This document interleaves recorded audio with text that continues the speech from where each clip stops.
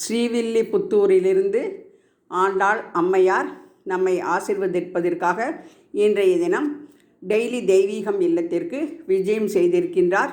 அவரை வருக வருக என ஸ்ரீவில்லிபுத்தூர் கோபுரத்துடன் வரவேற்கிறோம்.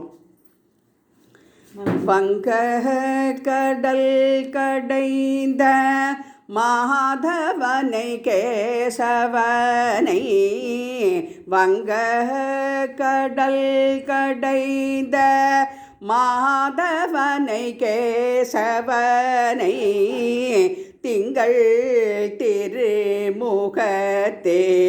செழிழையார் சென்றி ரைஞ்சி அங்க பறை கொண்ட ஆற்றை அடி புதுவை பைங்கமல தண்டேரியல் பட்டர்பிரான் கோதை சொன்ன சங்க தமிழ் மாலை முப்பதும் தப்பாமே இங்கு பரிசூரை பார் இரண்டு மால்வரை தோள் செங்கல் திருமுகத்து செல்வ திருமாலால் எங்கும் திருவருள் பெற்று இன்புறுவர் எம் பாவாய்.